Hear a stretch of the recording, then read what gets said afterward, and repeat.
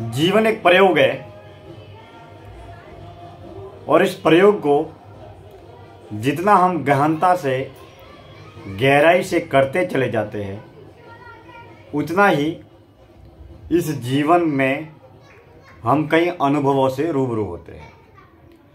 उन्हीं अनुभवों में एक अनुभव की यात्रा है, वो है मौन, शांत, एकांत, आंतरिक, अंतर्मुखी, आध्यात्मिक यात्रा। अब इस आंतरिक यात्रा का, इस अंतर्मुखी यात्रा का बाहरी दुनिया से कोई संबंध, कोई सरोकार, कोई ताल्लुक या किसी भी प्रकार का कोई भी लेना देना नहीं है, क्योंकि इस संसार के बाजार में जितने आप बाह्यमुखी होते हैं उतनी ही आपकी ऊर्जा शक्ति बाहरी कार्यों में व्यर्थ में व्यतीत होती चली जाती है।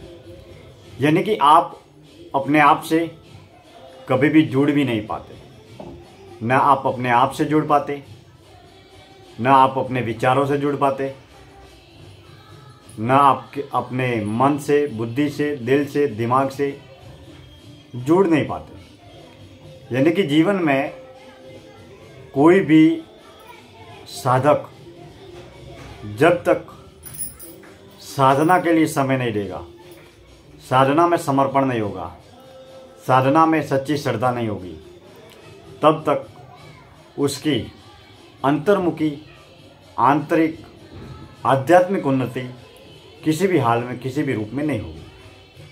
आपकी बाह्यमुखी नाम की, धन की, प्रचार की, लोकप्रियता की, बाहरी सफलता, बाहरी उपलब्धियां आप भले ही कितनी ही हासिल कर ले, लेकिन जब तक आप अपने आप से नहीं जुड़ेंगे तब तक आपकी आंतरिक आध्यात्मिक उन्नति नहीं होगी।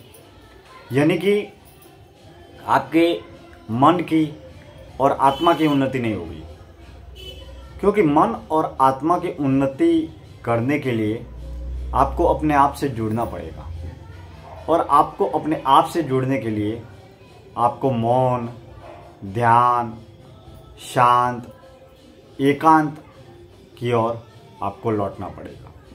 क्योंकि सुबह से शाम तक हम पारिवारिक दुनिया में, व्यावसायिक दुनिया में और भी सामाजिक संसार में सुबह से शाम तक जब भी हमारी आंखें खुलती है तब से लेकर हमारी जब तक आंखें बंद होती है तब तक हमारा तन, मन, विचार, वाणी, कर्म सब कुछ बाहरी दुनिया से लगा हुआ होता है।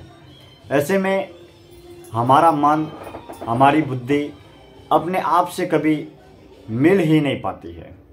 यानी कि हम कभी मोबाइल से बात कर रहे हैं, कभी लैपटॉप चला रहे हैं, कभी कंप्यूटर चला रहे हैं, कभी मोबाइल चला रहे हैं, कभी लोगों से बात कर रहे हैं, कभी व्यापार की बात कर रहे हैं, कभी दुकानदारी की बात कर रहे हैं। यानी कि आप सभी लोगों से मिल रहे हैं, संसार के सारे लोगों से मिल रहे हैं, और आप तमाम तरह के जितने भी निर्जीव उपकरण हैं, जिसमें मोबाइल आ गया, लैपटॉप आ गया, घर परिवार के जितने भी इस्तेमाल करने की जो भी निर्जीव चीज़ें हैं, जो उपयोगी चीज़ें हैं, उनसे आप जुड़े हुए हैं। लेकिन आप अपने आप से क्या जुड़ पाते हैं, या फिर आप अपने आप से जुड़ने का प्रयास करते हैं? नहीं करते हैं।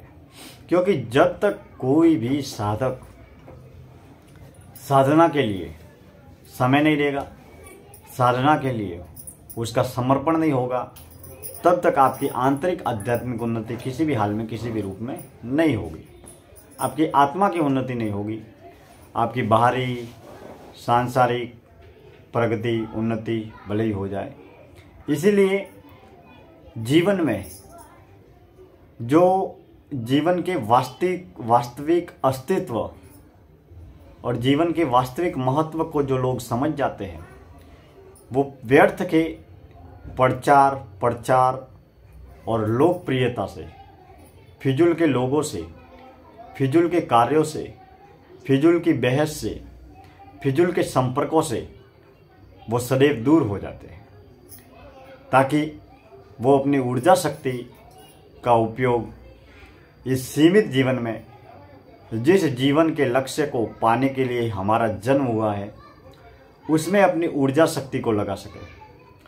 क्योंकि जीवन का एक निर्धारित समय है और इस निर्धारित समय में जब आपको ये खबर होती है कि नाम, धन, सांसारिक लोकप्रियता, इन सब का व्यवसाय के लिए, व्यापार के लिए, जीवन के गुजारे के लिए जरूर संबंध या सरोकार हो सकता है, मगर आपकी आत्मा की आत्मकल्याण के लिए इसका कोई संबंध या सरोकार नहीं है।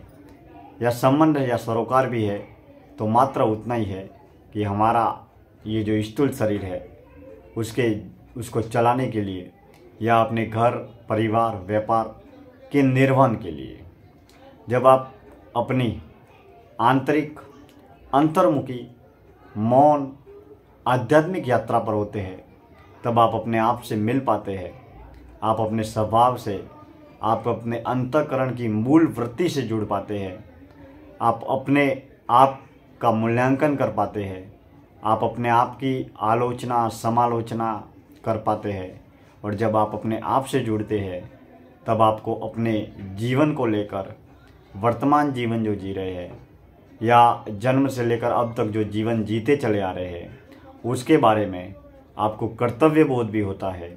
और जो जीवन जी लिया है उसमें कुछ गलतियाँ, कुछ कमियाँ, कुछ खामियाँ रह गई है, तो उस विषय को लेकर आपको अपराध बोध भी होता है। जाने अनजाने में आपने अपने जीवन में क्या चूक की है, क्या भूल की है, क्या गलतियाँ की है, इत्यादि विषय पर आप आत्ममंथन करते हैं, आप आत्मचिंतन कर पाते हैं। लेकिन ये सब तभी संभव हो पाता है जब आप अपने आप से जुड़ते हैं। दोस्तों, सच कहे तो इस धरती पर आपको अपने आप से ज़्यादा कोई नहीं जानता। किसी भी व्यक्ति को, भले मैं हूँ या आप हो, लेकिन आपको आपसे ज़्यादा इस धरती पर कोई नहीं जानता। यानी कि आपकी गलतियाँ, आपकी खामियाँ, आपकी खूबियाँ, आपकी अच्छाइयाँ, आपकी बुराइयाँ, आपकी योग्यता, इन सब के बारे में जितना आप जानते हैं उतना इस धरती पर कोई भी नहीं जानता। यानी कि आप अपने आप का जब मूल्यांकन करते हैं, आप अपने आप का जब चिंतन करते हैं, तो आपको क्या करना चाहिए, कैसे करना चाहिए, उसका आत्मचिंतन करने पर आपको अपने अंतःकरण से, आपको अपने अंदर से ही एक वास्तविक और सही रास्ता आपको मिलेगा। मगर दोस्तों, हम संसार से, लोगों से मार्गदर्शन की उम्मीद रखते हैं, लेकिन वो उनके अनुभव के जरिए हमें मार्गदर्शन प्रदान करते हैं। लेकिन हमारी योग्यता, काबिलियत, कार्यक्षमता, हमारे गुण, हमारी अच्छाइयाँ, हमारी बुराइयों के बारे में जितना हम जानते हैं उतना कोई नहीं जानता। न परिवार वाले जानते, न रिश्तेदार जानते, न मित्र जानते, न कोई पड़ोसी जानते। आपके बारे में जितना आप जानते हैं उतना कोई नहीं जानता। इसके लिए दोस्तों, जब भी हमें जीवन के कुछ महत्वपूर्ण निर्णय लेने हो, तब हमें आत्मचिंतन करना चाहिए, अपनी योग्यता का, अपनी काबिलियत का, अपनी कार्यक्षमता का और अपने गुजरे हुए अतीत के दौर का, ताकि हम सुव्यवस्थित तरीके से, वास्तविक रूप से आलोचना, समालोचना और समीक्षा और मूल्यांकन के जरिए हमें अपने जीवन में क्या करना चाहिए और किस राह पर बढ़ना चाहिए इत्यादि विषय में हम आत्मचिंतन कर सकते हैं। लेकिन वो चिंतन बेहद महत्वपूर्ण भी होगा, बेहद गंभीर भी होगा। जो मौन की यात्रा तय करते हैं, जो आंतरिक आध्यात्मिक यात्रा तय करते हैं, वो इस जीवन को बड़ी सजगता से समझते हैं।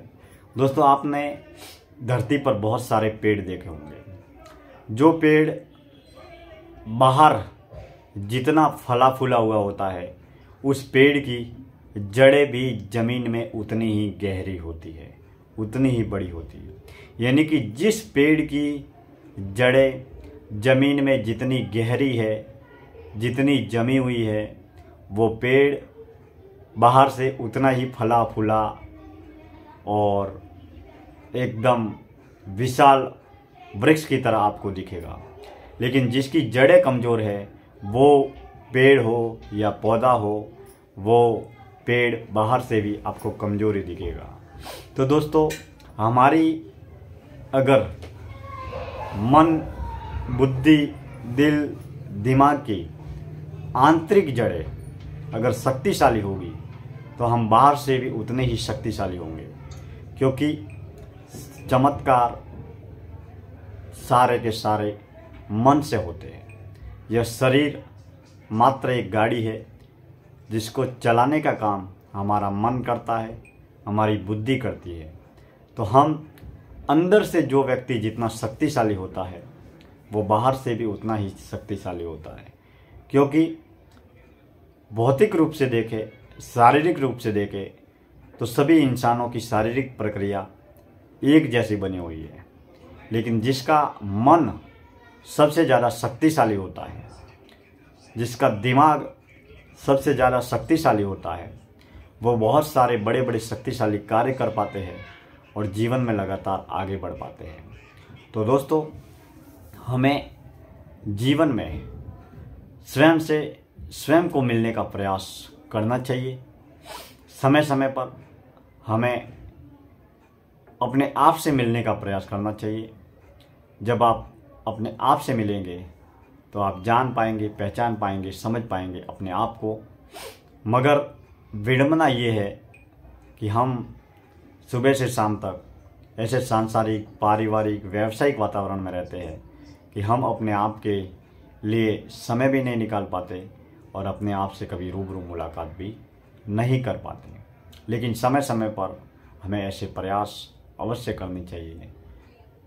कुछ लोग प्रतिदिन मौन के जरिए, ध्यान के जरिए, अपनी आंतरिक आध्यात्मिक साधना की प्रगति के जरिए वो जीवन में सदैव साधना के जरिए अपनी तरक्की करते चले जाते हैं, आगे बढ़ते चले जाते हैं।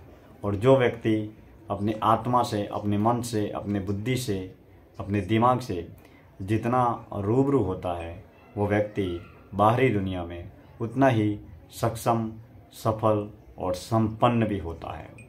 बहुत बहुत धन्यवाद हमारे YouTube चैनल से जुड़ने के लिए। आपका दिल से शुक्रिया। हम समय समय पर ऐसी चर्चाओं पर, ऐसी वार्ताओं पर चिंतन करते रहेंगे। दिल से शुक्रिया। सभी का बहुत बहुत धन्यवाद।